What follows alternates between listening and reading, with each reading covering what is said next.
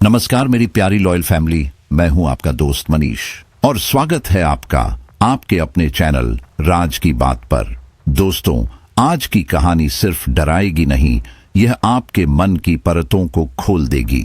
आपको यह सोचने पर मजबूर कर देगी कि क्या हर खामोशी सिर्फ खामोशी होती है, या कभी कभी वही खामोशी एक दबी हुई चीख होती है जो किसी दिन वापस लौट आती है।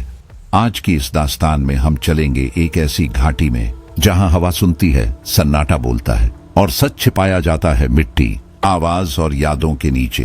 एक ऐसी कहानी जहां इच्छा, अन्याय, स्मृति और चेतना मिलकर बन जाते हैं डर की पराकाष्ठा। तो वीडियो को अंत तक जरूर देखिए। अगर आपको हमारी कहानी पसंद आए तो लाइक कीजिए, अपने विचार कमेंट में जरूर लिखिए और चैनल को सब्सक्राइब करना बिल्कुल मत भूलिए, क्योंकि आपका हर सब्सक्रिप्शन हमें और भी गहरी, रहस्यमयी और सिहरन पैदा कर देने वाली कहानियां सुनाने की ताकत देता है। तो तैयार हो जाइए, क्योंकि आज हम प्रवेश करने वाले हैं कुंजवाड़ी घाटी की उस दुनिया में जहां सन्नाटा सिर्फ सुनाई नहीं देता, महसूस होता है। चलिए शुरू करते हैं। कुंजवाड़ी घाटी हमेशा से अजीब रही थी, पहाड़ों से घिरी, पेड़ों से ढकी और ठंडी हवा से भरी हुई। दिन में जब धूप घाटी की चोटियों पर पड़ती तो वह जगह किसी पोस्टकार्ड जैसी खूबसूरत लगती। खेतों में बच्चे खेलते, औरतें कुएं से पानी खींचती और हवा में मिट्टी और फूलों की मिली जुली खुशबू तैरती रहती। लेकिन जैसे ही सूरज ढलता सब कुछ बदल जाता। वही घाटी जो दिन में शांत लगती थी, रात में जैसे किसी अनजाने डर का घर बन जाती। पेड़ों की शाखें हवा में टकराती और उस आवाज में कुछ ऐसा था जो कानों में नहीं, दिल में उतर जाता। गांव वाले कहते थे कि यहाँ की हवा सुनती है, वह जानती है कौन झूठ बोल रहा है और कौन सच। उसी घाटी में एक ठंडी शाम नरेन सेन पहुंचा, दिल्ली का मनोवैज्ञानिक जिसकी उम्र 30 के आसपास रही होगी। उसके चेहरे पर पढ़ाई और थकान की मिली जुली लकीरें थीं। सरकार से उसे यहाँ आने की अनुमति मिली थी, एक रिसर्च प्रोजेक्ट के तहत। उसका विषय था नींद में बोलने की बीमारी। लेकिन उसके भीतर इस शोध के अलावा भी कुछ था, एक निजी जिज्ञासा, एक ऐसा सवाल जो उसके बचपन से पीछा नहीं छोड़ रहा था। जब वह 10 साल का था, उसने आधी रात को किसी औरत की चीख सुनी थी। वह आवाज उसके कमरे के बाहर से आई थी, पर जब उसने दरवाजा खोला तो वहां कुछ नहीं था, बस हवा थी और एक अजीब सी खुशबू। वही आवाज सालों बाद भी उसके सपनों में आती रही। उसने कई बार कोशिश की उस आवाज को भूल जाने की, पर जितना भूलना चाहता उतनी गहरी होती गई। अब इतने साल बाद उसे लगता था कि उस आवाज का संबंध इसी घाटी से है। शायद कुंजवाड़ी ही वह जगह थी जहां उसके सपनों की औरत दफन थी। गांव ने उसका स्वागत किया, लेकिन एक दूरी के साथ। लोग नम्र थे, मुस्कुराते थे, लेकिन उनकी आंखों में कोई अनकहा डर था। बूढ़ा हरिराम, जो पंचायत का मुखिया था, उसे कमरे तक छोड़ने आया। रास्ते में चलते हुए उसने धीमी आवाज में कहा, यहां रात में बाहर मत निकलना बाबूजी, हवा साफ लगती है पर वह सुनती है। नरेन ने हंसकर टाल दिया, मैं डरपोक नहीं हूं बाबा, मैं सिर्फ अध्ययन करने आया हूं। हरिराम ने जवाब नहीं दिया, बस कहा, डरपोक होना बुरा नहीं बेटा, डर समझ देता है। कमरा पुराना था लेकिन मजबूत, फर्श लकड़ी का और दीवारों पर धूल जमी थी। खिड़की के बाहर घाटी का काला जंगल दिखता था। रात होते होते हवा में नमी बढ़ गई, मिट्टी की गंध गहरी और भारी लगने लगी। कमरे की दीवार पर एक टूटा हुआ आईना लटका था। आईने में उसकी परछाई 2 टुकड़ों में बंटी दिखती, जैसे कोई उसका आधा हिस्सा किसी और दुनिया में कैद हो। पहली रात उसने अपने नोट्स निकाले, केस स्टडी लिखी, बीच बीच में रिकॉर्डर पर कुछ वॉइस नोट्स बोले। कुंजवाड़ी घाटी, मानसिक दशाओं पर पर्यावरणीय असर, फील्ड डे 1। उसकी आवाज ठंडी थी, पर अंदर कहीं एक असहज बेचैनी थी। आधी रात के बाद जब वह बिस्तर पर लेटा तो फर्श पर कुछ हल्की हल्की पदचापें सुनाई दी। पहले तो उसने सोचा कि शायद कोई जानवर होगा, लेकिन आवाजें धीरे धीरे पास आती गईं, टक टक टक, और फिर दरवाजे के ठीक बाहर रुक गईं। वह कुछ देर तक सांस रोककर लेटा रहा। हवा भारी हो गई थी। उसके कानों में अपने ही दिल की धड़कन की आवाज गूंजने लगी। कुछ सेकंड बाद उसने हिम्मत करके दरवाजा खोला। बाहर सन्नाटा था, न इंसान न जानवर, बस हवा थी जो अब बिल्कुल स्थिर हो चुकी थी। इतना स्थिर कि उसने अपनी सांस भी रोक ली। सुबह सूरज की रोशनी कमरे में पड़ी तो उसने दरवाजे के पास कुछ लाल रंग का देखा। झुक कर देखा, वह एक लाल रेशमी कपड़े का टुकड़ा था, हल्का फटा हुआ, किनारों पर सूख चुके खून जैसा काला दाग। उसने कपड़ा उठाया। हवा में वह गंध अब भी थी, कुछ मीठी, कुछ सड़ी हुई। उसने खिड़की से बाहर झांका, कोई नहीं था। कपड़ा हवा से नहीं आया था, कोई उसे जानबूझकर वहां रख गया था। दिन में उसने गांव के कुछ लोगों से बात की। खेतों में बैठे आदमी, कुएं पर पानी भरती औरतें और स्कूल जाते बच्चे सब सामान्य लगते, पर बातों बातों में सबके मुंह से एक नाम जरूर निकलता, रूहाना। हर बार उस नाम के बाद एक अजीब खामोशी छा जाती। जब उसने बूढ़े हरिराम से पूछा कौन थी वो, हरिराम कुछ पल चुप रहा, फिर धीमी आवाज में बोला, एक औरत थी जिसने सच कहा था और सच बोलने की सजा उसे मिली थी। क्या सजा? नरेन ने पूछा। हरिराम की आंखें धुंधली हो गईं। उसे इस घाटी में जिंदा दफन किया गया था। तब से जब भी कोई यहां सच बोलने की कोशिश करता है, उसे उसकी आवाज सुनाई देती है। उस रात नरेन ने रिकॉर्डर ऑन किया। रात 2, साउंड एक्सपेरिमेंट। वह फुसफुसाया और रिकॉर्डर बिस्तर के पास रख दिया। हवा में ठंड थी, पर कमरे के भीतर एक और तरह की ठंडक थी जो शरीर में नहीं, मन में उतरती है। उसे नींद आने लगी। किसी बिंदु पर उसे लगा जैसे कोई उसके पास खड़ा हो। आंखें बंद थीं, लेकिन उसे महसूस हुआ कि कोई झुककर उसके चेहरे के पास सांस ले रहा है। हवा में वही परफ्यूम की खुशबू थी, पुराने तेल की, जैसे किसी और जमाने की औरतों की होती है। और फिर उसके कान के पास एक फुसफुसाहट गूंजी, वो अब भी नहीं सोई है। वह चौंक कर उठ बैठा। कमरे में कोई नहीं था, बस रिकॉर्डर चल रहा था और उसकी लाल बत्ती झिलमिला रही थी। सुबह उसने रिकॉर्डिंग सुनी। शुरुआत में बस हवा की आवाज थी, फिर कुछ मिनट बाद एक धीमी फुसफुसाहट आई और उसी के साथ एक महिला की आवाज, तुम्हें सच जानना नहीं चाहिए था। आवाज बहुत करीब से आई थी, जैसे वह रिकॉर्डर के ठीक सामने झुककर बोली हो। नरेन ने रिवाइंड किया, बार बार सुना। हर बार आवाज और साफ लगती।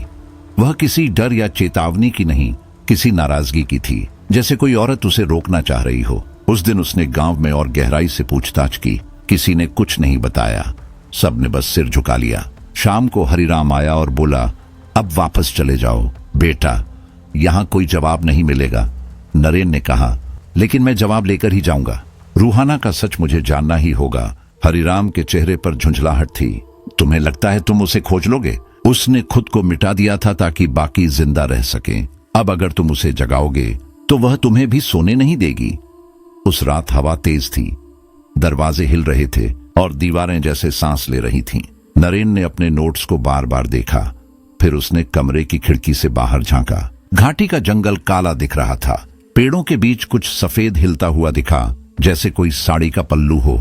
उसने टॉर्च उठाई, रोशनी डाली। कुछ नहीं दिखा, पर उसके कानों में वही आवाज गूंज रही थी, धीमी, टूटी हुई और फिर भी साफ। क्यों लौट आया तू? वह खिड़की से पीछे हटा, पर आंखें उसी दिशा में लगी रहीं। टॉर्च की रोशनी झपक रही थी। अचानक फर्श के नीचे कुछ खिसकने की आवाज आई। उसने झुककर देखा। लकड़ी की पट्टियों के बीच से ठंडी हवा निकल रही थी। उसने स्क्रू ड्राइवर निकाला और फर्श की एक तख्ती उखाड़ी। नीचे मिट्टी थी, नमी भरी, गहरी, और उस पर लाल धागे बिखरे पड़े थे। उसी मिट्टी से हल्की परफ्यूम की खुशबू उठ रही थी। वह देर तक उस गंध को सूंघता रहा, जैसे कोई सम्मोहन हो, और फिर उसने मिट्टी के भीतर कुछ महसूस किया, कुछ कठोर, चिकना। उसने उंगलियों से खोदा। वह एक चूड़ी थी, टूटी हुई, लेकिन रंग अब भी लाल। उसे उठाकर देखते ही उसके शरीर में सिहरन दौड़ गई। उसे लगा जैसे किसी ने उसके कंधे पर हाथ रखा हो। उसने पलटकर देखा, कुछ नहीं था। अगले दिन गांव के बच्चे उसके कमरे के बाहर खेल रहे थे। एक बच्ची ने उसकी ओर देखा और अचानक चुप हो गई। फिर बोली, आपके कमरे में वो है, और भाग गई। रात को उसने दोबारा रिकॉर्डर चालू किया। उसने खुद से कहा, अगर वो सच में है तो आज दिखेगी। उसने कमरे की लाइट बंद की और बिस्तर पर लेट गया। आधी रात के करीब अचानक दरवाजा खुद खुल गया। हवा अंदर नहीं आई, फिर भी पर्दे हिलने लगे। कमरे में वह खुशबू घुलने लगी, तेल, मिट्टी और किसी जले हुए फूल की। फिर टूटा हुआ आईना झिलमिलाया। उसमें किसी और की परछाई दिखी, लंबे बालों वाली एक औरत। उसका चेहरा साफ नहीं दिख रहा था, लेकिन उसकी आंखें आईने से पार झांक रही थीं। नरेन ने कांपते हुए पूछा, कौन हो तुम? आईने से जवाब आया, तू वही है जिसने मेरी आवाज सुनी थी। रूहाना, तू सच चाहता था नरेन? तो सुन, मैंने सच बोला था, और सच का दाम मुझे इस घाटी की मिट्टी ने लिया। उसने देखा कि आईने में औरत की छवि मिट्टी में बदल रही है। वह फर्श पर गिरा और देखा कि नीचे की लकड़ी गीली हो रही है। मिट्टी का एक छोटा सा ढेर बन गया था और उसमें से वही लाल कपड़ा झांक रहा था। तू मुझे क्यों ढूंढ रहा है? आवाज अब उसके कान के भीतर थी। क्योंकि मैंने बचपन में तुम्हें सुना था, नरेन फुसफुसाया। तुम्हारी चीख वो मेरे सपनों में आती रही। फिर अब तू जान ले, वो चीख मेरी नहीं थी, वो हर उस आत्मा की थी जिसे इस घाटी ने निगला। अब तेरी बारी है। हवा ठंडी हो गई। रिकॉर्डर अपने आप चालू हो गया। उसमें सिर्फ वही आवाज गूंज रही थी, वो अब भी नहीं सोई है। सुबह गांव वाले दरवाजा तोड़कर अंदर घुसे। कमरा खाली था। बिस्तर पर नरेन का रिकॉर्डर पड़ा था। उसमें से लगातार वही आवाज आती रही और फर्श के नीचे से लाल परफ्यूम की गंध उठ रही थी। उस दिन के बाद से कुंजवाड़ी घाटी में एक और कहानी जुड़ गई। अब लोग कहते हैं, अगर कोई वहां सच बोलने की कोशिश करे तो हवा में दो आवाजें सुनाई देती हैं, एक रूहाना की और दूसरी किसी अजनबी आदमी की जो शायद अब भी खोज में है, उस आवाज की जो कभी उसे छोड़कर गई ही नहीं। नरेन का दिल जोर से धड़क रहा था। उसने घबराकर आंखें खोली, लेकिन कमरे में सन्नाटा पसरा हुआ था। न कोई परछाई, न कोई कदमों की आहट, बस उसकी अपनी सांसें जो इस ठंडे कमरे में असामान्य रूप से तेज सुनाई दे रही थीं। उसने खुद को शांत करने की कोशिश की, पर नींद तो मानो उससे कोसों दूर भाग चुकी थी। सुबह होते ही उसने कंपकपाते हाथों से रिकॉर्डर उठाया और प्ले दबाया। शुरू में उसकी अपनी खर्राटों की आवाज थी, फिर कुछ सेकंड की खामोश खाई जैसी नीरवता, और फिर वही आवाज, वही धीमी ठंडी औरत की फुसफुसाहट। वह अब भी नहीं सोई है। नरेन ठिठक गया। उसने रिकॉर्डिंग दोबारा चलाई, फिर तीसरी बार, फिर चौथी। हर बार ऐसा महसूस हुआ कि आवाज और करीब आती जा रही है, जैसे वह रिकॉर्डर में कैद कोई ध्वनि नहीं, बल्कि उसके कमरे में खड़ी, उसके कान के पास झुककर बोल रही हो। आखिरी सेकंड पर एक हल्की, बेहद नजदीक से आती सांस की आवाज सुनाई दी, तुम लौट आए। रिकॉर्डर बंद करते समय उसकी उंगलियां लगातार कांप रही थीं। उसके होंठ सूख रहे थे। कुछ क्षण तक वह वहीं बैठा रहा, आंखें खाली दीवार पर टिकाए, जैसे उसकी चेतना का एक हिस्सा कमरे में नहीं, बल्कि उस आवाज के पीछे फंसा हो। दिन बीतते गए, पर रातें बदलने लगीं। अब घाटी का सन्नाटा खाली नहीं लगता था। कभी दीवार पर कोई परछाई चलती हुई दिखती, कभी टूटा हुआ आईना उसकी दृष्टि के कोने में किसी अजनबी चेहरे की झलक दिखा जाता। वह खुद को समझाता रहा कि यह सब भ्रम है, नींद की कमी है, लेकिन हर सुबह कोई नया सबूत उसकी बात झूठा साबित कर देता। एक सुबह उसने नोट्स पलटे और रुका। उसकी डायरी के बीचों बीच नई लिखावट थी। वह बोलना चाहती है, पर कोई सुनता नहीं। शब्द उसकी अपनी लिखावट जैसे ही थे, पर उनमें एक अजीब झटका देने वाली बेचैनी थी। अक्षर ऐसे दिखते थे जैसे कोई कंपकंपाते हाथों ने उन्हें खुरच कर लिखा हो। उसने स्याही छुई और उसकी रीढ़ में सिहरन दौड़ गई। कुंजवाड़ी घाटी अब उसके लिए सिर्फ एक रहस्य नहीं थी, वह एक दर्पण बन चुकी थी। उसे महसूस होने लगा कि घाटी में छिपा अंधेरा बाहर कम, उसके भीतर ज्यादा पुराना है। रातों को उसे सपने आने लगे। खुद को वह किसी लाल ओढ़नी वाली औरत के रूप में देखता। वह औरत मिट्टी से घिरी होती, ऊपर से हर पल नई परतें गिरती, सांस रुकती जाती, गला दबता जाता, और हर बार वह सपने से हांफता हुआ जागता, सीने पर जैसे किसी भारी वजन की मौजूदगी महसूस करते हुए। आवाजें अब और स्पष्ट होती जा रही थीं। कभी किसी के रोने की ध्वनि, कभी किसी के हंसने की। आधी रात को उसे खिड़की के बाहर वही लाल कपड़ा नजर आता, पेड़ की सूखी डाल पर झूलता हुआ। उसने दरवाजा खोला, बाहर निकला। हवा अजीब तरह से शांत थी, लेकिन उसकी अपनी सांसें बेहद भारी और तेज। उसने हाथ बढ़ाया, कपड़े को छुआ भी नहीं था कि वह अचानक गिर पड़ा और हवा में धुएं की तरह घुल गया। ठीक उसी क्षण उसे अपने पीछे एक आवाज सुनाई दी, नाम मत लो। वह झटके से पीछे मुड़ा। खालीपन, न कोई इंसान, न कोई आकृति, बस वही गंध, लाल कपड़े वाली गंध, मिट्टी, खून और पुराने तेल की मिली हुई। अगली सुबह हरिराम थके चेहरे और डरी आंखों के साथ उसके दरवाजे पर आया। तुम रात में बाहर थे? नरेन ने चुपचाप गर्दन झुका दी। हरिराम ने कहा, वह नाम लेने वालों को पहचान लेती है। अब तुम उसके दायरे में हो। नरेन कुछ नहीं बोला। वह खुद नहीं समझ पा रहा था कि उसका विरोध किससे है, रूहाना से, घाटी से या अपने ही दिमाग से। सवाल बढ़ते जा रहे थे और जवाब उससे दूर भागते जा रहे थे। उस शाम उसने कमरे का टूटा आईना एक कपड़े से ढक दिया, लेकिन कुछ ही मिनट बाद कपड़े के पीछे से खरोंचने जैसी आवाज आने लगी, जैसे कोई अंदर से आईने की सतह पर नाखून घसीट रहा हो। वह कुर्सी पर बैठा रहा, आंखें आईने की तरफ गड़ी हुई, पर उसने कपड़ा नहीं हटाया। उसकी हिम्मत जवाब दे चुकी थी। उसने रिकॉर्डर चालू किया और धीमी आवाज में कहा, अगर तू सच है तो बोल। कुछ देर शांति रही, फिर रिकॉर्डर की लाल बत्ती टिमटिमाई और एक नई आवाज उभरी, अब मैं बोलूंगी। उस रात नरेन सो नहीं पाया। वह आंखें खोलकर छत को घूरता रहा, लेकिन उसका दिमाग उसी एक आवाज पर अटका था। सुबह होते ही उसने रिकॉर्डिंग दोबारा चलाई। सरसराहट, उसकी बड़बड़ाहट और फिर वही महिला की आवाज। इस बार आवाज ने उसका नाम लिया। नरेन स्वर कोमल था, पर ठंड ऐसा कि उसकी हड्डियां तक जम गई। उसने हेडफोन उतारकर कमरे को देखा। उसे लगा जैसे वह आवाज दीवार, हवा, फर्श, हर चीज से रिश्ती हुई आ रही थी। कमरे में कोई नहीं था, बस पुराना आईना सूरज की हल्की किरणों में चमकता हुआ। दिन में वह चौपाल पहुंचा। कुछ गांव वाले बैठे थे। उसने रूहाना का नाम लिया। वातावरण उसी पल जम गया। सबने निगाहें फेर लीं। हरिराम ने धीमे स्वर में कहा, उस नाम को यहां मत लो बेटा।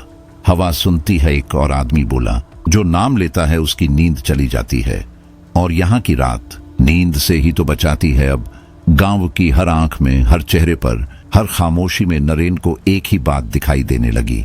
वे सभी किसी अनकहे खौफ में बंधे हैं, और वह अनजाने में उसी रास्ते पर आगे बढ़ चुका है।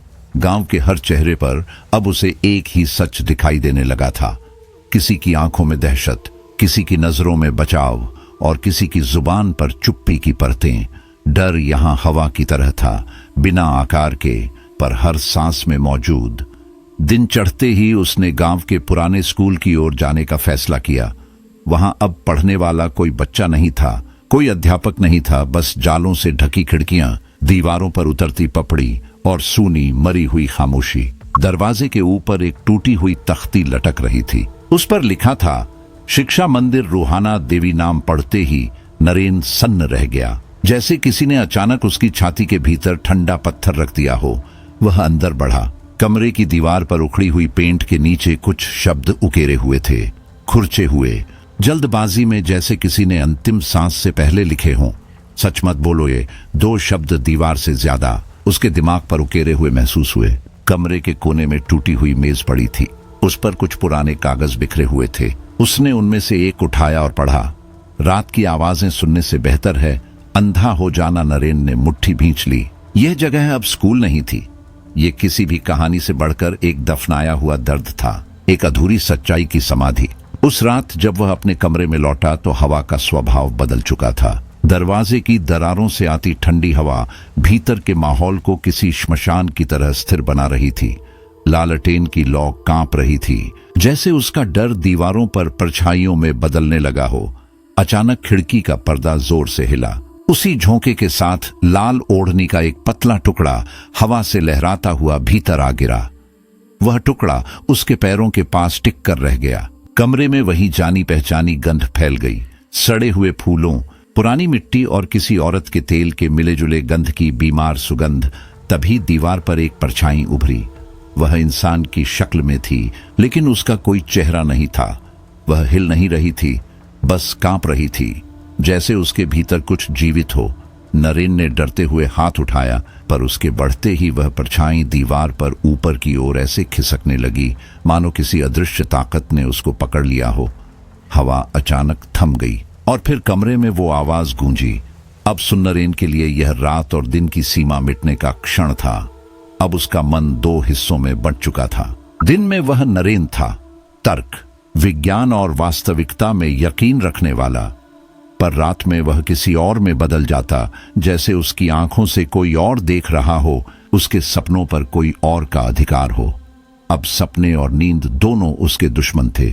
वह बार बार उसी औरत को देखता, लाल ओढ़नी में लिपटी, मिट्टी से ढकी, धुंधले चेहरे वाली। औरत उसे कुछ लिखने को कहती, उसके हाथ में मिट्टी चिपकी होती और उसकी पलकों पर पड़ी परछाइयां नरेन के होश छीन लेती। सुबह उठकर वह पाता कि उसके हाथ में पेन होता और डायरी खुली रहती और उस पर किसी और की लिखावट। वह अभी भी सुन रही है, मेरी आवाज मत दबाओ, हर अक्षर में सर्दपन, हर लकीर में सिसकियां। उसने रिकॉर्डर चलाया, उसमें भी वही आवाज और अब पहले से कहीं अधिक नजदीक। मेरी आवाज मत दबाओ, उसने उस दिन हरिराम को बुलाया। बूढ़ा आदमी थका हुआ लग रहा था, उसकी आंखों के नीचे गहरे काले घेरे थे। नरेन ने धीमे स्वर में पूछा, ये सब हो क्या रहा है हरिराम? कुछ क्षण चुप रहा, फिर बोला, तुम्हारे कमरे की दिशा उसी पहाड़ी की ओर है जहां वह सोई। हेनरेन ने बात काटते हुए कहा, सोई नहीं, जिंदा दफन। हरिराम ने उसकी ओर देखा, आंखें बुझी हुई पर सच से भरी। फिर धीमे स्वर में बोला, वह सच बोलती थी। उसने यहाँ के बड़े लोगों के पाप को उजागर करना चाहा और एक रात वह गायब हो गई। किसी ने उसका शव नहीं देखा, लेकिन हर साल उसी रात घाटी में लाल कपड़ा उड़ता। हेनरेन ने पूछा, कौन थे वो लोग? हरिराम ने सिर हिलाया, जो अब भी जिंदा हैं और डरते हैं कि कहीं वह लौट ना आए। उस रात नरेन ने खिड़की कसकर बंद कर दी, लेकिन कुछ देर बाद हवा फिर भी अंदर आ गई, जैसे कमरे की दीवारों में ही कोई अदृश्य रास्ता हो। उसी पल रिकॉर्डर अपने आप ऑन हो गया, लाल बत्ती टिमटिमाने लगी और फिर वही आवाज, क्यों सुनता है तू? फिर दूसरी फुसफुसाहट, तू बाकी सबसे अलग है, तू सुन सकता। हेनरेन घबरा उठा, उसने रिकॉर्डर बंद कर दिया, पर आवाज अब किसी बटन में बंद नहीं थी। वह उसके कानों, उसकी सांसों और उसके दिमाग में उतर गई थी। दीवारें हल्की हल्की कांपने लगी। उसने दीवार पर हाथ रखा, फर्श की तरह दीवार भी ठंडी थी, लेकिन उसके भीतर कंपन धड़क रहा था, जैसे कोई वहां जीवित हो। सुबह जब उसने आंखें खोली तो दीवार पर नए शब्द लिखे थे, कोयले जैसे निशान में, तू सुन सकता है, बाकी सब बहरे हैं। वह शब्द ताजे थे। उसने उंगलियां फेरकर महसूस किया, सचमुच अभी अभी लिखे गए। उसने खिड़की के बाहर झांका।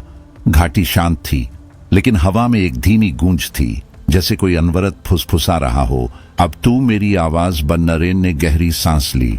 उसे लगा जैसे उसकी अपनी आवाज उसके भीतर कहीं खो गई है, जैसे वह अब जो बोलेगा वह उसका नहीं रहेगा। गांव के लोग उससे कतराने लगे, बच्चे उसे देखते ही भाग जाते, औरतें दरवाजे बंद कर लेती। गांव के आदमी उसे देखते तो नजरें झुका लेते। किसी को लगता वह साए में घिर चुका है, किसी को लगता वह खुद अब साया बन रहा है। पर नरेन के चेहरे पर डर नहीं था, अब उसके भीतर कुछ और था, एक काली दृढ़ता। उसे लगने लगा था कि वह किसी बहुत बड़े सच के करीब है, ऐसे सच के जिसे लोग दफना चुके थे पर मिटा नहीं पाए। उस रात वह फिर अकेला बैठा। उसने रिकॉर्डर ऑन किया और हवा एकदम स्थिर हो गई। मेरी आवाज मत दबाओ, उसने खुद से कहा। मैं अब नहीं डरूंगा। उसने आईने से ढका कपड़ा हटाया और पहली बार बिना पलक झपकाए अपनी परछाई में झांका। चेहरा थका हुआ था, पर आंखों में एक अजीब चमक थी, जैसे नींद खत्म होने के बाद भी कोई जाग रहा हो, भीतर ही भीतर। उसी क्षण आईने के पीछे से फुसफुसाहट की एक बारीक लहर उभरी, एक धीमी टूटती हुई आवाज, देख मुझे। नरेन जड़ हो गया। आईने की सतह पर धीरे धीरे धुंध फैलने लगी। उसका अपना चेहरा घुलता गया और वहां किसी औरत की परछाई उभर आई। वही लाल ओढ़नी, वही गहरी स्थिर बर्फ जैसी आंखें। वह उसे देख रही थी, बिना पलक झपकाए, बिना सांस के। नरेन ने एक पल के लिए आंखें बंद कर लीं, जैसे अपनी ही चेतना से भाग जाना चाहता हो।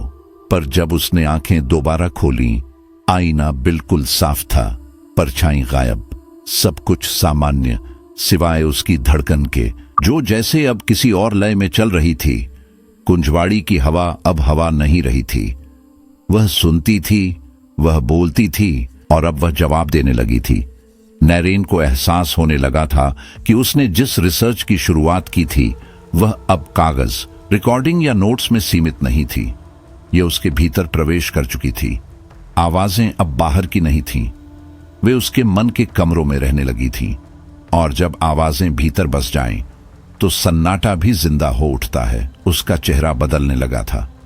आंखों के नीचे नींद की भारी तहें उतर आई थीं, होंठ सूखे रहते और निगाहें खोई हुई, जैसे वह खिड़की से बाहर देखता नहीं, बल्कि धुंध के पार किसी अनदेखी आंख से टकराता हो। कभी कभी जब वह आईने में अपना चेहरा देखता, उसे लगता कि उसकी आंखों से कोई और देख रहा है। उसके भाव अब उसके नहीं रहे थे। आवाज में एक सर्द थकान आ गई थी। उसे खुद पर यकीन नहीं रहता था कि वह जाग रहा है या अब भी उसी सपने में भटक रहा है जहां से कोई उसे खींच लाया था। उसने ठान लिया कि वह इसे साबित करेगा विज्ञान के जरिए। वह खुद को बचाए या न बचाए, पर वह इसे दर्ज करेगा। उसने ईजी डिवाइस निकाले, कैमरा सेट किया, सेंसर सिर पर लगाए, कैमरा बिस्तर की ओर मोड़ा। उसने खुद को सुलाने की कोशिश की। रात असामान्य रूप से भारी थी। कमरे में एक कंपन सा महसूस हो रहा था, जैसे हवा के भीतर भी धड़कन हो। सुबह होते होते उसने कंपकपाते हाथों से वीडियो देखा। फ्रेम में वह सोया हुआ दिख रहा था। कुछ देर तक सब शांत, फिर अचानक उसका शरीर उठ बैठा। आंखें बंद थीं, पर चेहरा मुड़ा हुआ था, जैसे कोई सम्मोहन में उससे बात कर रहा हो। वह बिस्तर छोड़कर कमरे के बीच में खड़ा हो गया। होंठ हिल रहे थे। कोई बात हो रही थी, लेकिन आवाज नहीं। नैरेन ने ऑडियो चैनल बढ़ाया। कुछ सेकंड तक शोर और फिर बहुत करीब से आती फुसफुसाहट। तू अब मेरा हिस्सा है। वीडियो में अगला फ्रेम अस्पष्ट होने लगा। उसका चेहरा धुंधला पड़ा और फिर जैसे कोई दूसरा चेहरा उसमें घुलने लगा हो, परछाई सा चेहरा, और वह लाल ओढ़नी जैसी छाया एक पल को कैमरे के फ्रेम में बेआवाज तैरती दिखी और गायब। गांव में उसी दौरान अजीब घटनाएं शुरू हो चुकी थीं। बूढ़ी गोमती, जो हर शाम दरवाजे पर दिया रखती थी, अगली सुबह बिस्तर पर मृत पाई गई। कोई चोट नहीं, कोई बीमारी नहीं। गांव वाले कह रहे थे वह सपने में आई थी। उसने गोमती को जगा दिया था।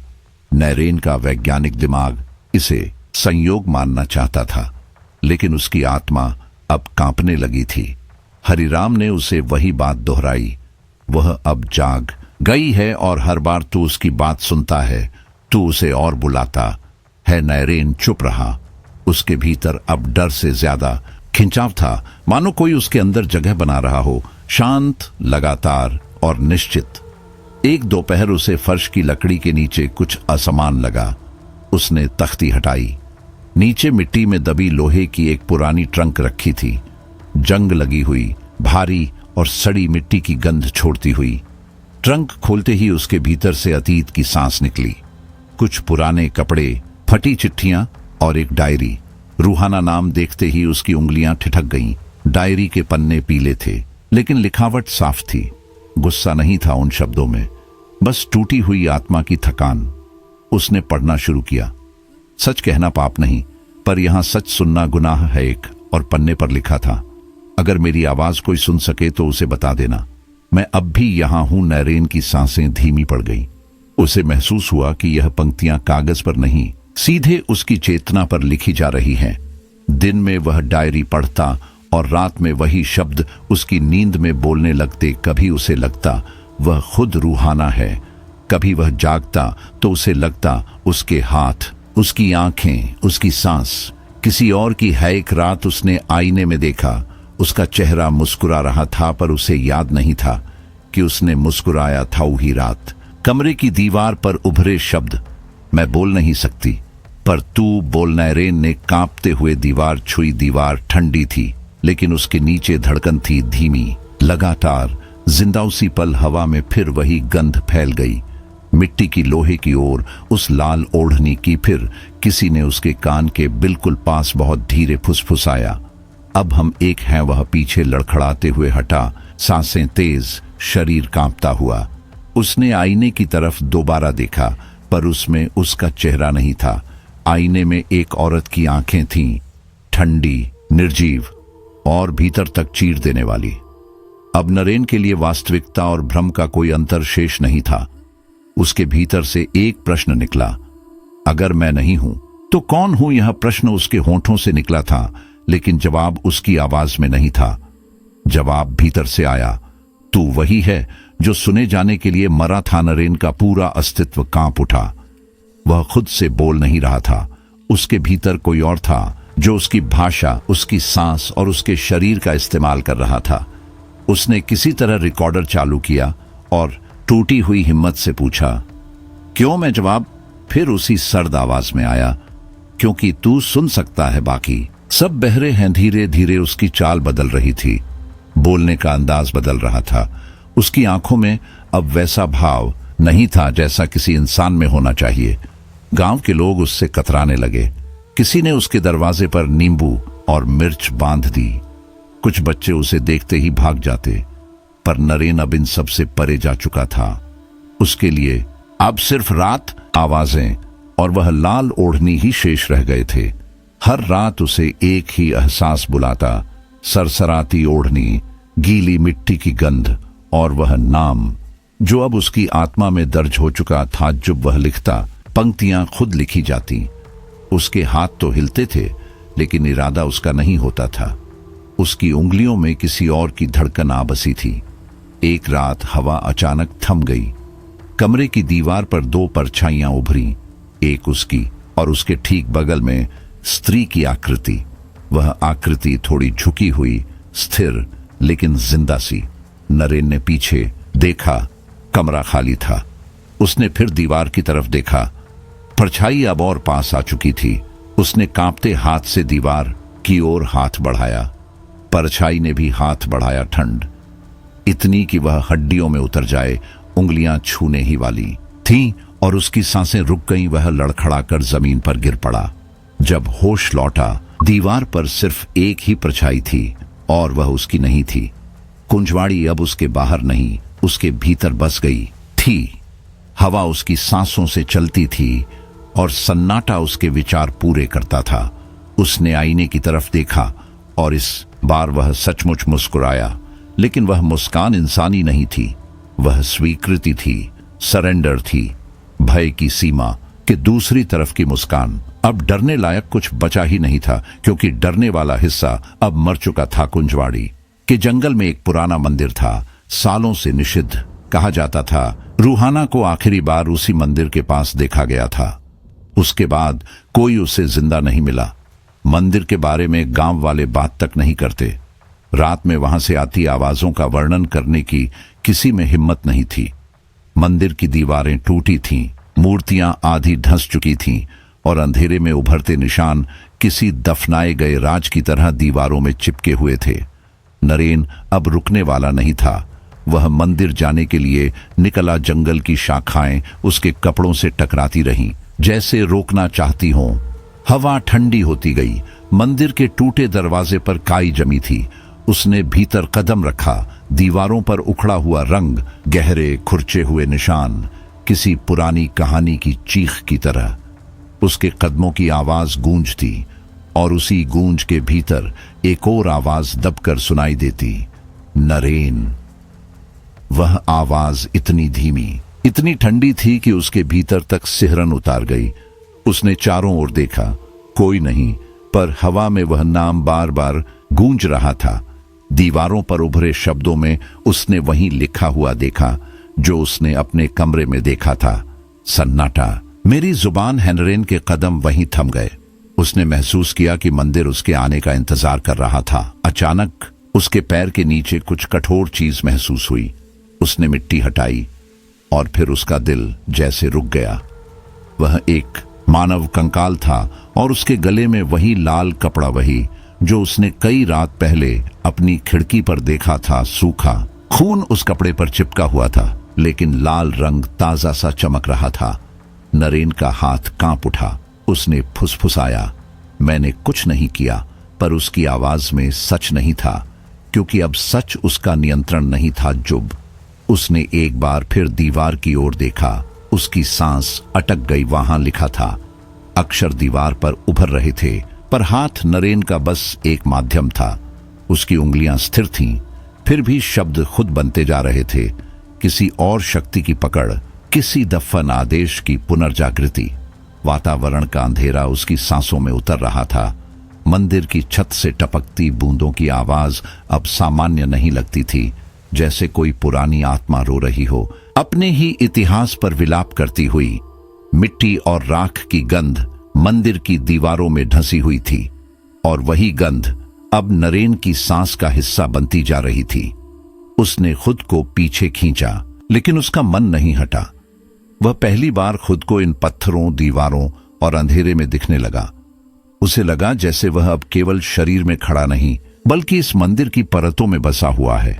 उसकी चेतना मंदिर में घुल रही थी और मंदिर उसकी चेतना में। अब हर कदम पर उसे लगता कि कोई अनदेखी शक्ति उसकी हर हरकत का निरीक्षण कर रही है, जैसे वह किसी न्याय की प्रतीक्षा में खड़ा हो जिसकी सजा या स्वतंत्रता दोनों उसे स्वीकार्य हों। मंदिर के बाहर जंगल की हवा धीमे धीमे कांप रही थी। भीतर का अंधेरा बाहर फैलने लगा था और घाटी की खामोशी उसे अपनी ओर खींचते हुए फुसफुसा रही थी। नरेन ने रिकॉर्डर चालू किया और आवाज लौटी। अब घाटी की आवाज लौट आई है। उसके भीतर एक कंपी फैल गई। वह समझ गया, अब यह केवल आवाज नहीं बल्कि आदेश है। एक चेतना है जो जगी है और अब पूरे गांव में बहने लगी है। सुबह जब गांव वाले मंदिर के पास पहुंचे, दरवाजे पर वही वाक्य लिखा था। अब घाटी की आवाज लौट आई है। लोगों की आंखों में डर, अविश्वास और जिज्ञासा तीनों एक साथ थे। कोई भी पास जाने की हिम्मत नहीं कर पाया।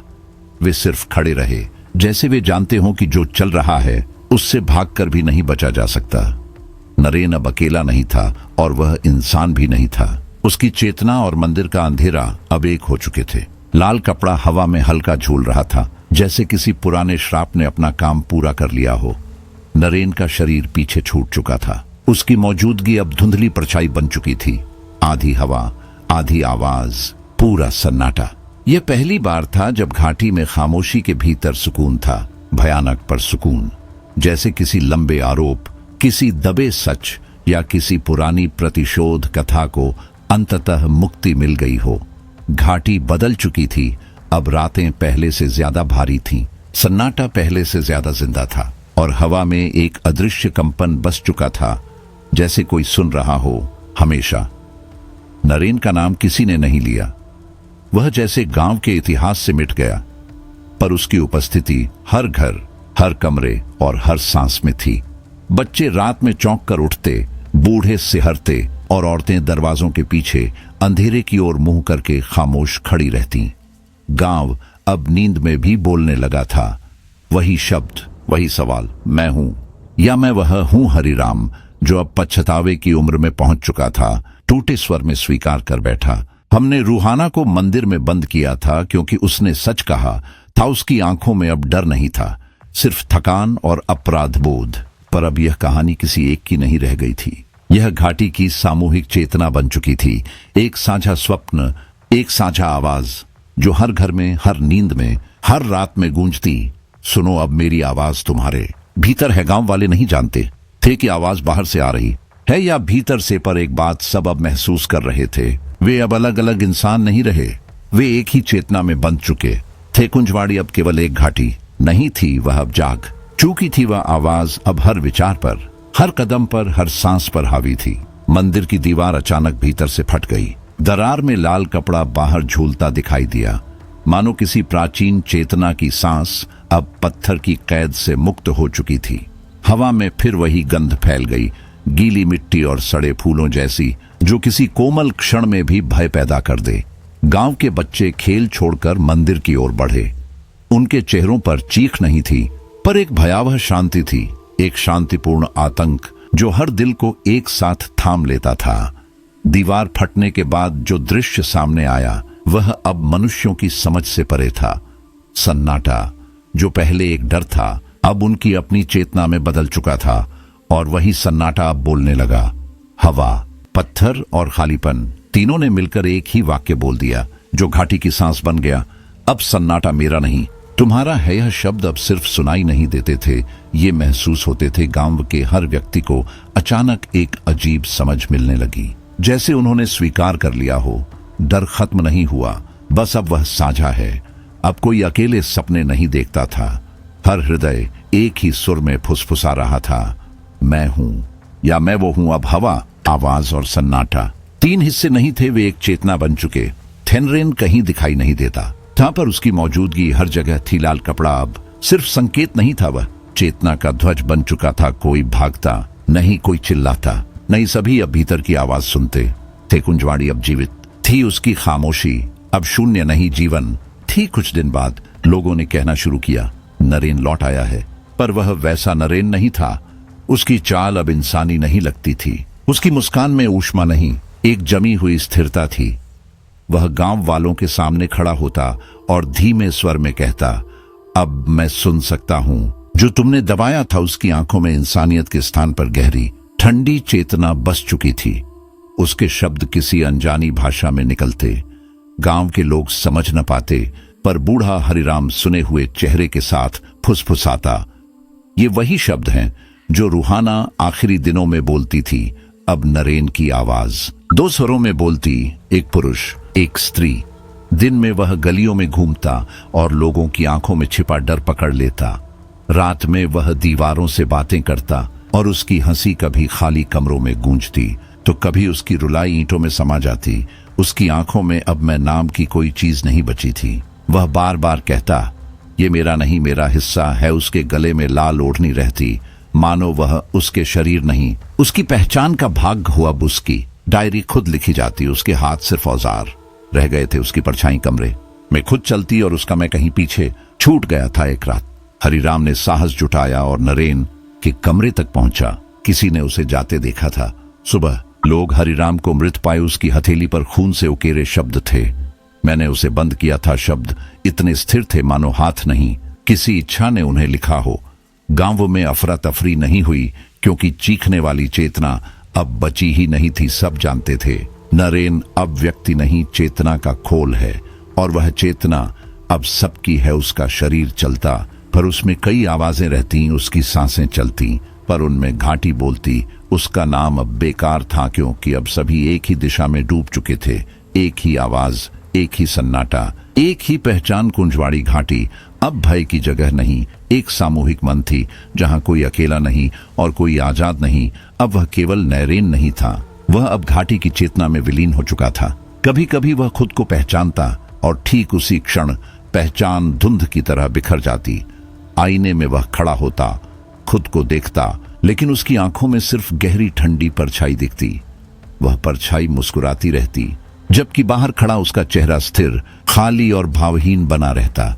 गांव वाले उसकी आंखों में अब इंसान नहीं, सिर्फ चेतना की चमक देखते। वह खड़ा होता और वहां की हवा उसकी इच्छा के अनुसार बहने लगती। उसके शब्द अब ध्वनि नहीं थे, वे स्पंदन थे जो सीधी देह, हृदय और चेतना में उतरते थे। लाल ओढ़नी उसके गले में हल्का थरथराती, जैसे वह सांस ले रही हो। वह कहीं नहीं था और हर जगह था। वह अब कोई स्वरूप नहीं, एक उपस्थिति था। उसके कमरे की दीवारों पर दो परछाइयां स्थिर हो गई थीं, एक उसकी और दूसरी रूहाना की। कभी वे हिलती, कभी थमती और कभी हवा के बिना भी कांप उठती। उसकी हंसी, उसकी रुलाई, उसकी फुसफुसाहट अब दीवारों में जड़ हो चुकी थी। कभी कभी उसकी आवाज इतनी स्पष्ट होकर गांव की गलियों तक पहुंचती कि बच्चे रो उठते, पर किसी में शब्द कहने का साहस नहीं था।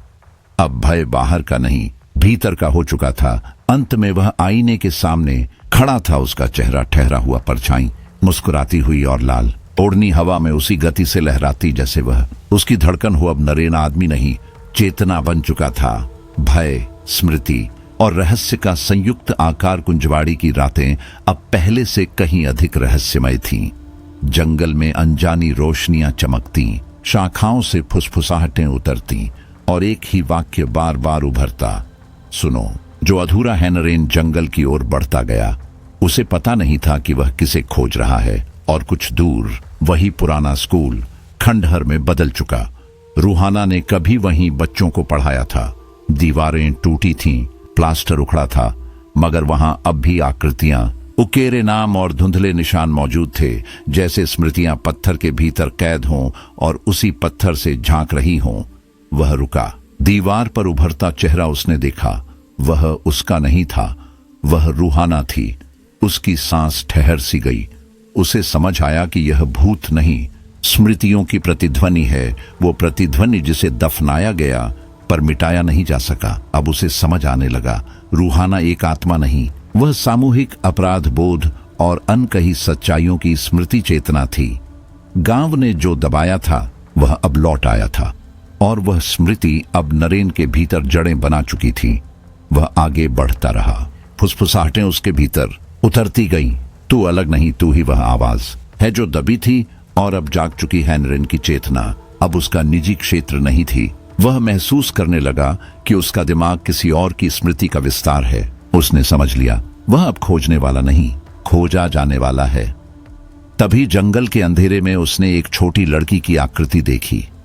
वह मुस्कुरा रही थी, मगर उसकी आंखें उम्र से कहीं ज्यादा समझदार लगती थीं। लड़की ठंडे स्वर में बोली, तुम उसे खोज नहीं रहे, वह तुम्हें ढूंढ रही है। आवाज ने उसके भीतर की रूह तक को जकड़ लिया। वह कुछ कह पाता, इससे पहले ही लड़की धुएं की तरह गायब हो गई। हवा स्थिर हो गई और फिर अचानक घनी छायाएं जमीन से उठकर उसकी ओर बढ़ने लगी। मिट्टी की गंध, पत्तियों की खड़खड़ाहट और फुसफुसाहटें अब एक सरगम बन गईं, उसी की आत्मा पर बजती हुई।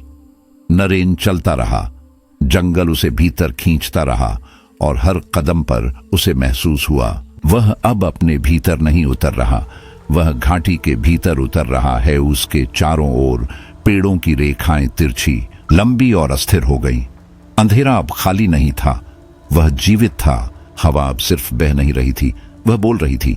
और इसी मार्ग पर नरेन जान गया, अब वापसी का कोई अर्थ नहीं, क्योंकि अब वह चेतना है और चेतना वापस नहीं लौटती। वह बस फैलती है। घाटी की हर गंध, हर फुसफुसाहट, हर छाया अब उसी की पहचान थी। अब वह समझ चुका था कि यह कोई भूत, कोई परछाई, कोई अलग सत्ता नहीं, बल्कि गांव और उसके अपने भीतर दबी स्मृतियों का जीवित रूप है। उसे एहसास होने लगा कि वह जंगल में नहीं, अपनी चेतना के गहरे गलियारों में चल रहा है। हर कदम पर जमीन नहीं, उसका मन थरथरा रहा था। जब वह एक खुली भूमि पर पहुंचा, वही आवाज उसके भीतर गूंजी, अब तुम जान गए तो मिट जाओगे। शब्द हवा में नहीं थे, वे सीधे उसकी चेतना में उतरते, उसकी नसों में धड़कते, उसकी सांसों में जलते। उसी क्षण उसे महसूस हुआ उसका अस्तित्व अब इस सामूहिक चेतना का हिस्सा बन चुका है। उसके भीतर और बाहर का अंतर खत्म हो चुका था। जंगल की रोशनियां अब किसी प्रकृति की अनुभूति नहीं थी, वे स्मृतियों की झिलमिलाहट थी। पेड़ों के तनों पर उभरती छायाएं अब पहचानने लायक थीं, वे रूहाना की थीं। वह अब उन्हें रोकने की कोशिश भी नहीं कर पाता था, क्योंकि वे किसी और की याद नहीं थीं, वे उसकी यादें भी बन चुकी थीं। हर कदम, हर सांस, हर विचार अब उसकी निजी नहीं थी। वह स्मृतियों का जंगल अब उसके भीतर स्थायी घर बना चुका था। खुले मैदान में वह रुक गया। हवा में न कंपन था, न डर, बल्कि एक विचित्र सुकून। लेकिन यह सुकून मृत्यु जैसा शांत था। उसे महसूस हुआ वह अब खुद से अलग नहीं है, वह रूहाना है, वह घाटी है, वह स्मृति है। कुंजवाड़ी अब स्थान नहीं, अवस्था बन चुकी थी। वास्तविकता और भ्रम के बीच एक धुंधली दहलीज। गांव में रातें भारी और दीवारें बेचैन थीं। घरों की दीवारों पर घूमती परछाइयां किसी दर्द का रूप धारण करती और कभी स्थिर होकर लोगों के भीतर छुपे अपराधों की तरह ठहर जाती। अब गांव का अतीत हर घर में जिंदा था और भय बाहरी नहीं, अंदरूनी बन चुका था। अपने कमरे में पुराने ईईजी उपकरणों के सामने बैठा नरेन फिर खुद पर प्रयोग कर रहा था। हर इलेक्ट्रोड की चमक उसके सवालों को और गहरा कर देती।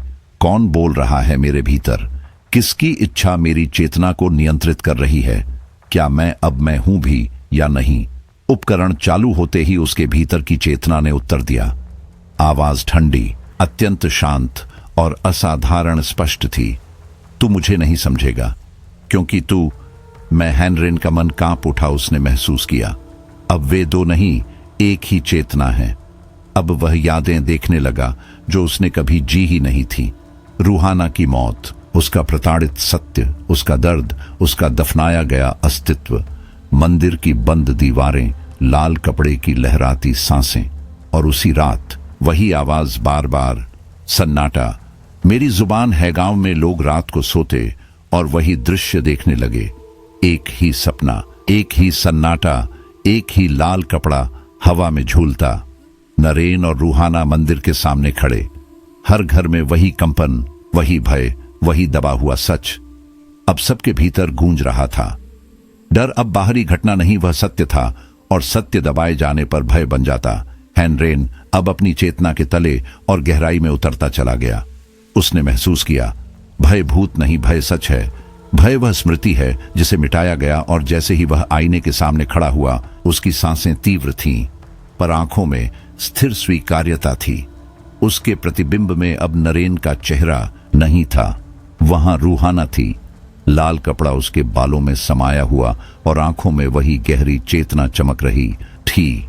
अब वह जान गया, वह समाप्त नहीं हुआ, वह बदल गया। वह अब मानव शरीर नहीं, एक सच्चाई का वाहक था, एक सामूहिक स्मृति, एक चेतना। दीवारों पर परछाइयां पहले से अधिक जीवंत हो उठी। हवा में हर सरसराहट अब उसकी अपनी आवाज थी, हर खामोशी अब उसकी अपनी स्मृति।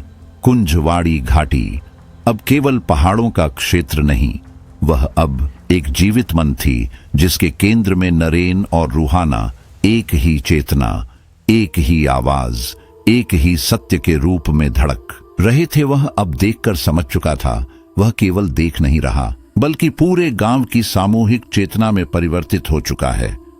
उसे एहसास हुआ कि भय और सत्य अलग नहीं, भय वही है जिसे दबा दिया जाए, और सत्य वही है जिसे झुठला दिया जाए। आज दोनों ही मुक्त थे। आईने में वह खुद को निहारता रहा, लेकिन उस प्रतिबिंब में कोई भय शेष नहीं था। वह जान चुका था कि अब वह केवल नरेन नहीं रहा, वह रूहाना की आवाज, उसकी पीड़ा, उसका दफनाया गया सत्य और घाटी की खामोशी, सब कुछ बन चुका था।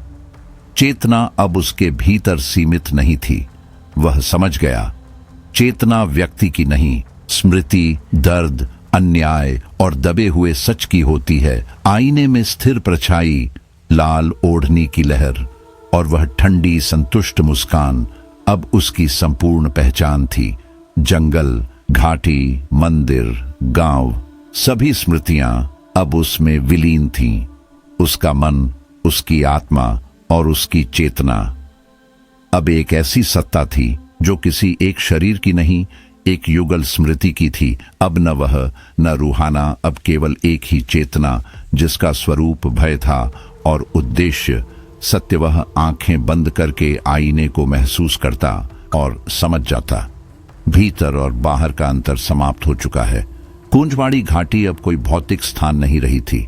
गांव, जंगल, मंदिर सब एक दूसरे में घुल चुके थे।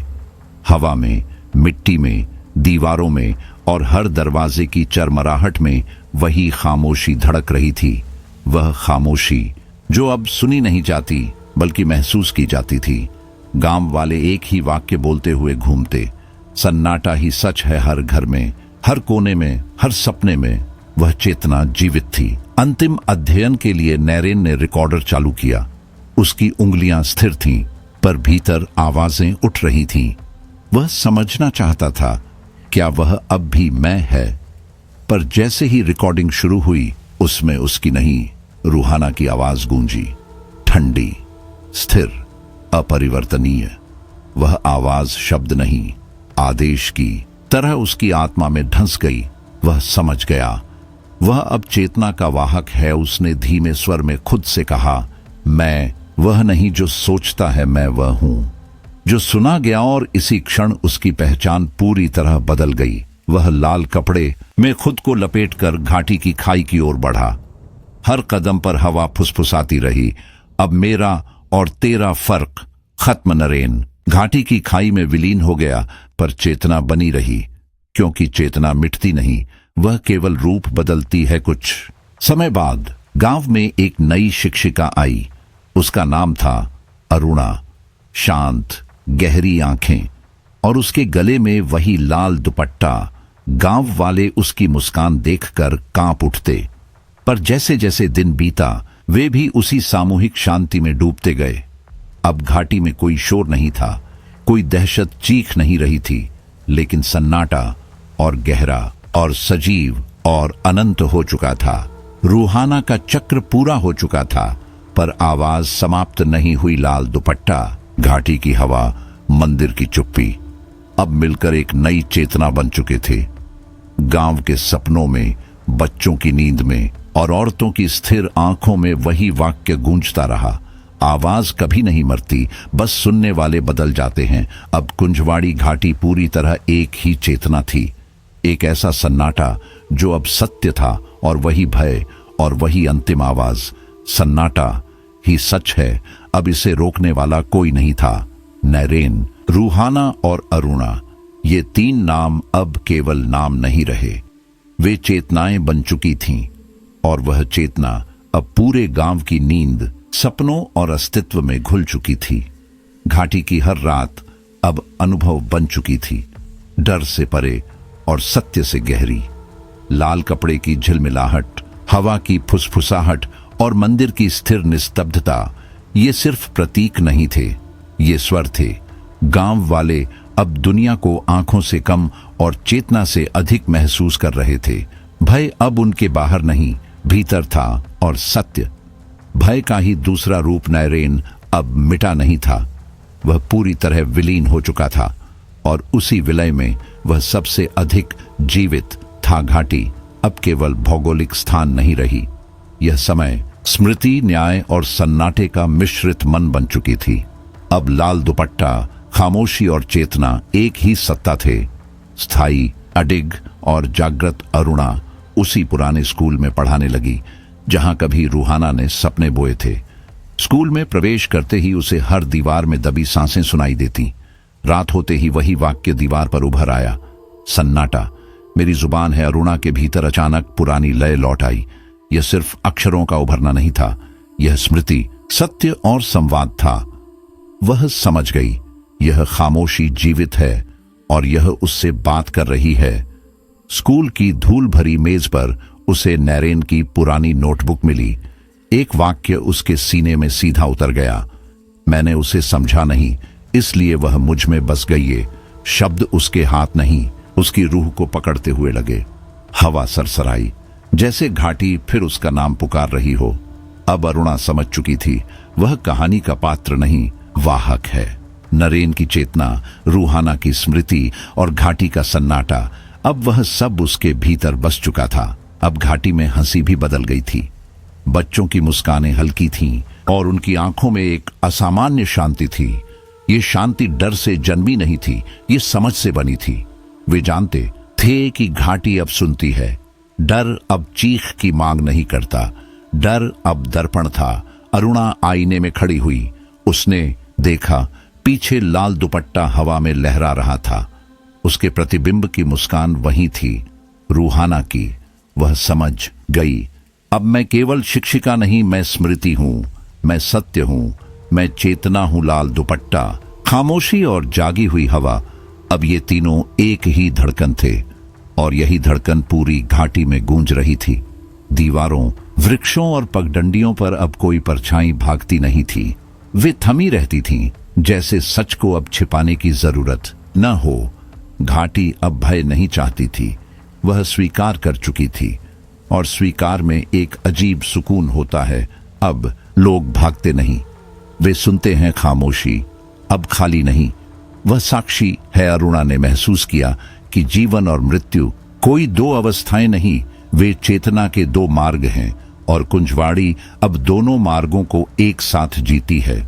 उसका हर पेड़, हर दीवार, हर हवा का झोंका अब वही कहता, हर सच्चाई की एक रूह होती है। अब गांव वाले किसी भय में नहीं, बल्कि एक साझा चेतना में जी रहे थे। कोई अलग नहीं था, सब एक धड़कन, एक विचार और एक स्मृति में बंधे हुए थे। रात गहरी होती है, कैमरा घाटी से ऊपर उठता है, चांदनी लाल दुपट्टे पर पड़ती है, हवा हल्का सा कांपती है, और पूरी घाटी में केवल एक अंतिम वाक्य गूंजता है, सन्नाटा। जिंदा है, यह सिर्फ शब्द नहीं, यह चेतना का शाश्वत रूप है, जो अब कुंजवाड़ी घाटी में सदैव उपस्थित रहेगा, और अब वह चेतना कभी समाप्त नहीं होगी। तो यह थी आज की दास्तान, एक खामोशी, एक स्मृति और एक सत्य की। एक ऐसी कहानी जिसने सिर्फ नैरेन और रूहाना को नहीं, पूरी घाटी की आत्मा को उजागर कर दिया, और शायद आपके भीतर छिपे उस सन्नाटे को भी, जिसे आप सुनना नहीं चाहते थे। अगर इस कहानी ने आपके मन में हलचल पैदा की, अगर इस अंधेरे सफर ने आपको एक पल के लिए भी ठिठकने पर मजबूर किया, तो इस वीडियो को लाइक कीजिए, और हमारे साथ इस खामोशी की राह पर जुड़े रहने के लिए चैनल को सब्सक्राइब करें। कमेंट में जरूर बताइए कहानी का कौन सा पल आपको सबसे ज्यादा अंदर तक चुभा, कौन सा मोड़ आपको सोचने पर मजबूर कर गया, और क्या किसी क्षण ऐसा लगा कि वो आवाज सच में आपके पीछे खड़ी थी। इस कहानी को अपने दोस्तों और परिवार के साथ साझा करें ताकि वे भी महसूस कर सकें वह सन्नाटा जो अब आपके भीतर गूंज रहा है। हम फिर लौटेंगे एक नई खामोशी, एक नए रहस्य और एक नए डर के साथ। तब तक याद रखिए, आवाजें मरती नहीं, सिर्फ सुनने वाले बदल जाते हैं।